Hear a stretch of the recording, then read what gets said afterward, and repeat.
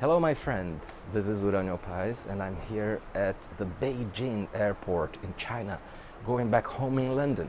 And I thought this would be a great place and opportunity for me to record this video with the last of the 9 keys of Enneagram Transformation. This is because exactly 1 year ago here in this country, China, I presented for the first time this series of 9 keys of transformation on the Enneagram. For whoever finds out type, then what comes next? 9 keys of transformation. So I presented this a year ago here in China, in another city, Guangzhou, and it has evolved in different ways. I've changed them a little bit, and I'm also even starting to do workshops on the 9 keys, going deeper in each of them. But here on Mundo Enneagramma, as a member, you were the first one getting in touch with these 9 keys in details with 1 video per key. And now it's time for the 9th key of the 9 keys. The 9th key is get prepared to meet 3 scary friends along the path. Yeah, 3 scary friends.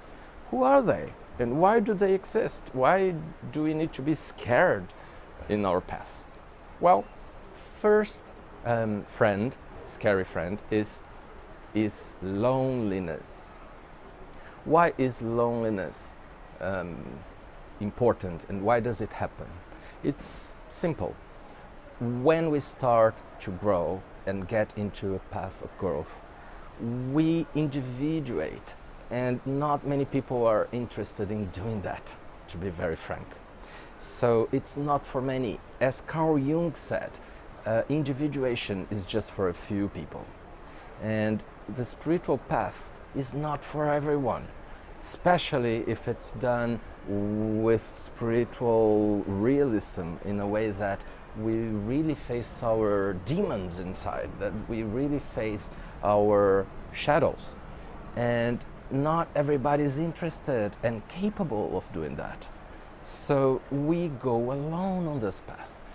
Actually, if you try to bring someone along with you, it's not very elegant, and it doesn't work.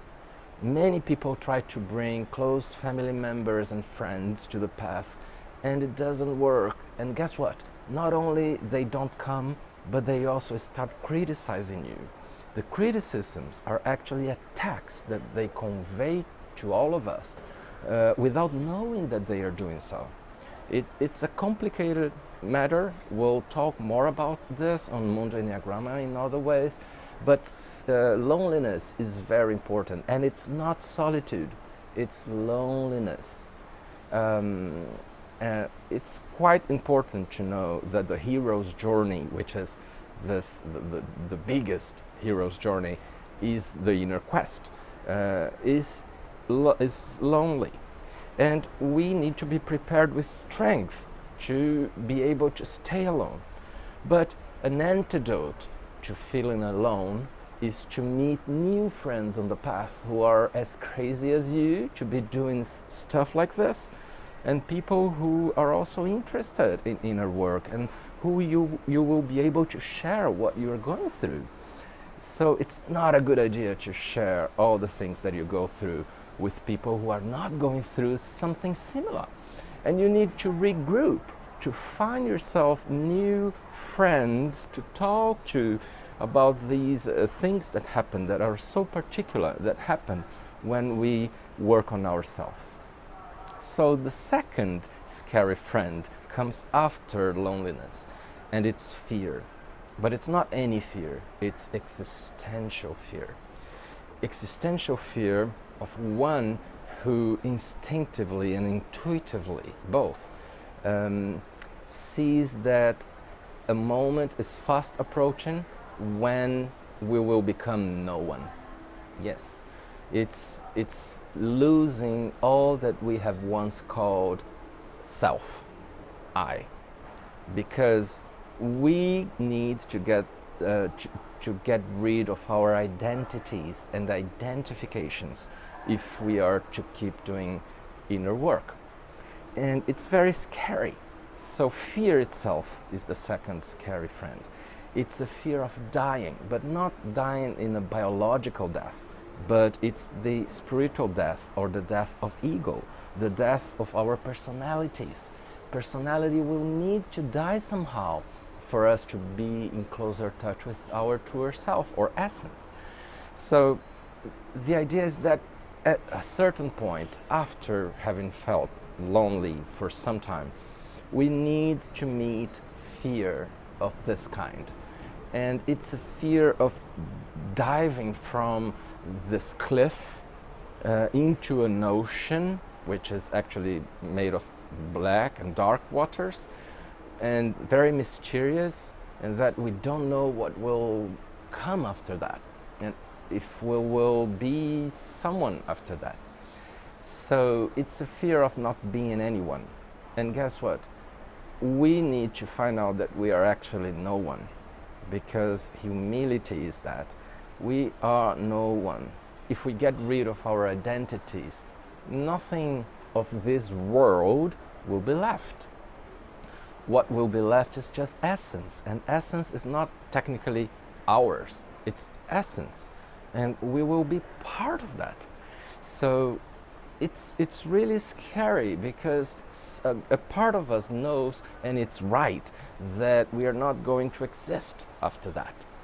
And the third friend that we need to meet along the path, it comes right after, is after diving inside this ocean of nothingness, which is nothingness itself, or the void, and the silence inside.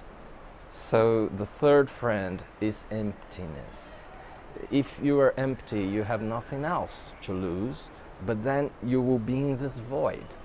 You will still be hopeless, and you will still feel that you are far away from truth or from God, but you will not have fear anymore. So it's hopelessness without despair. It has to do with feeling emptied in the inside and being in a big silence. And the good thing is there is a lot of relief from all that pain that we've met with loneliness and with fear and with other things along the path. So coming to the void. Right after this, three scary friends will be in touch with a whole lot of light. But the three scary friends need to come first. Otherwise, light will be no more than a delusion or a reduction of the amount of light that is awaiting for us.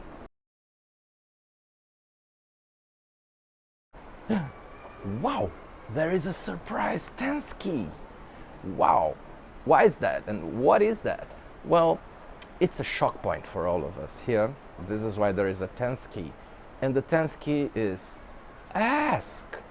So if you want to keep doing inner work, you need to know that you not only can rely, you cannot rely only in your own efforts in doing inner work, but you need to also ask, because inner work consists of a set of permissions that are given or not to us coming from above. So inner work is something very non-anthropocentric in this view. The idea is that we really get in touch with our protectors, our guides from another realm, and ask them.